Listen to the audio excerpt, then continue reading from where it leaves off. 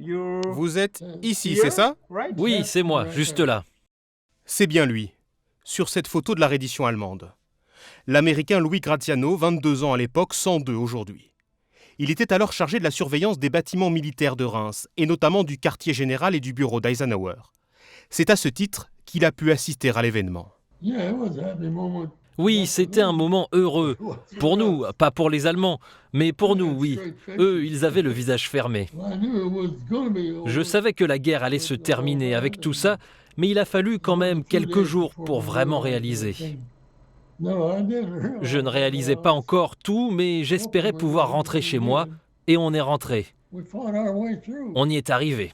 Louis Graziano était arrivé à Reims début 1945, après s'être blessé lors de la bataille des Ardennes.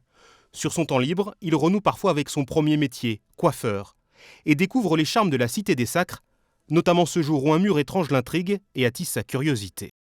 J'ai demandé à mes hommes de faire un trou dans ce mur pour voir ce qu'il y avait derrière. Ils l'ont fait et m'ont dit que c'était du champagne. J'ai dit « Allez-y et rapportez la bouteille la plus poussiéreuse. Plus c'est vieux, meilleur c'est. » À Reims, il va surtout tomber sous le charme d'une militaire américaine, Bobby, qu'il voit un jour jouer au ballon. Je l'ai rencontrée et lui ai proposé un rendez-vous. Elle l'a accepté.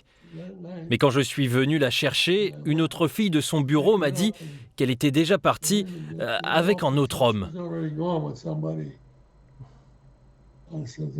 Ni une ni deux, 15 jours plus tard, je lui ai redemandé un autre rendez-vous et cette fois elle était bien là et on est sortis ensemble.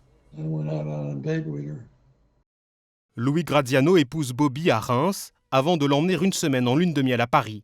Le couple aura 5 enfants. Louis Graziano a reçu aux États-Unis la Légion d'honneur pour ses années de guerre passées en France. Il est le dernier témoin direct de la reddition encore en vie. Je suis tellement chanceux d'être encore là.